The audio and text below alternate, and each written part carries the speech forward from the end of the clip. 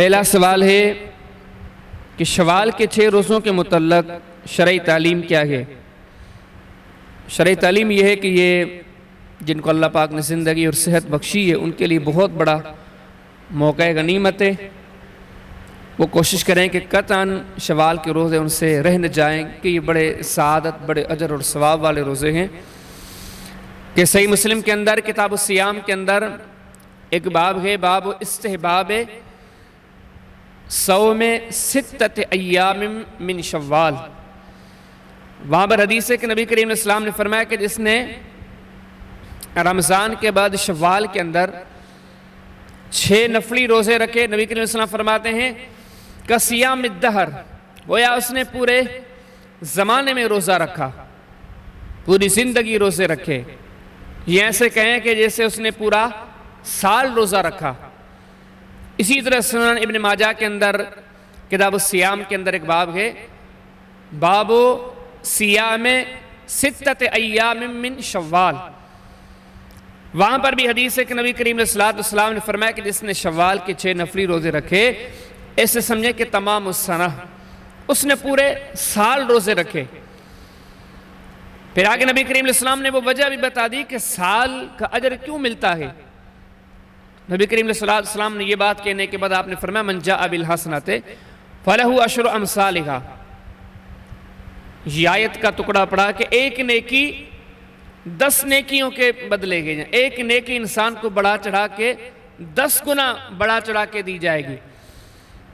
اب جس نے رمضان کے روزے رکھے گویا اس نے 10 مہینے روزے رکھے، باقی سال میں بچتے ہیں 2 مہینے۔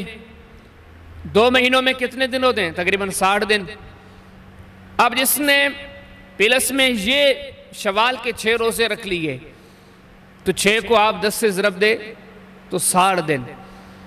تو یعنی کہ نبی کریم علیہ السلام یہ فرما رہے ہیں اگر کسی نے رمضان کے روزے رکھے، پھر میں اس نے آگے اس نے شوال کے 6 روزے ملا دیے، گویا اس نے پورا سال روزہ رکھا، تو بہت بڑی سعادت کی بات ہے۔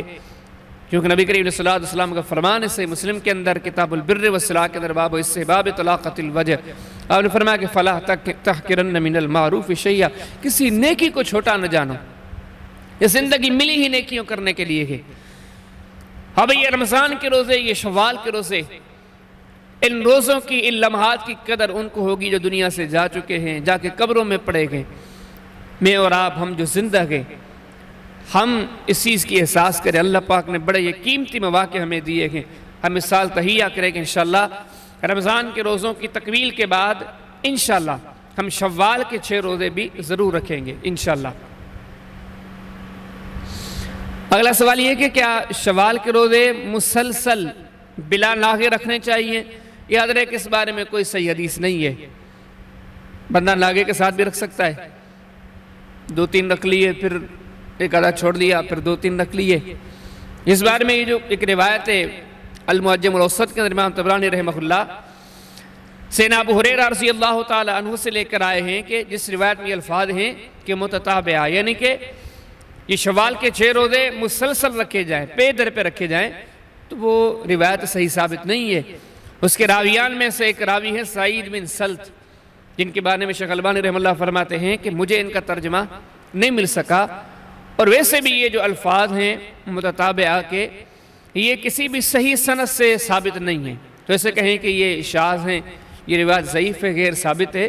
تو رمضان کے 6 روزوں کے لیے مسلسل پے در پہ رکھنا، اس سے کوئی پابندی نہیں۔ اگر کوئی رکھتا ہے تو بہتر ہے، اگر کوئی رکھتا ہے تو یہ آسان ضرور ہے کہ انسان کی روٹین بحال ہو جاتی ہے، تو وہ ماشاءاللہ 6 کے 6 روزے بآسانی رکھ لیتا ہے۔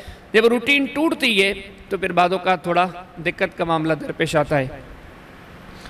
اگلا سوال یہ ہے کہ اگر کسی کے روزے رمضان کے رہتے ہیں تو کیا وہ پہلے رمضان کے روزے رکھے یا پہلے شوال کے؟ بہتر ہے کہ پہلے شوال کے رکھ لے، کیونکہ شوال کے روزوں کے ساتھ تو شوال کا تذکرہ آیا ہے۔ بہتر یہ ہے کہ رمضان کے بعد جیسے ہی شوال آئے تو عید والا دن چھوڑ کے بعد میں شوال کے 6 روزے مکمل کر دیے جائیں۔ باقی رہا مسئلہ رمضان کا روزہ یا رمضان کے وہ روزے جو کسی سے رہ گئے ہوں، تو ان کی قضا تو بعد میں دی جا سکتی ہے۔ اللہ پاک نے سورہ بقرہ کی آیت نمبر 184 میں ارشاد فرمایا فَعِدَّةٌ مِّنْ أَيَّامٍ أُخَرَ کہ آپ رمضان کے روزوں کی قضا بعد میں آنے والے دنوں میں دے دیں، کسی بھی دنوں میں دے دیں، تو اس کے لیے شرط تو نہیں ہے کہ آپ شوال میں دیں، تو اس کے لیے جو قضا روزے ہیں وہ بعد میں رکھے جائیں، رمضان کے بعد، عید کے بعد کوشش کر کے پہلے شوال کے روزے رکھے جائیں۔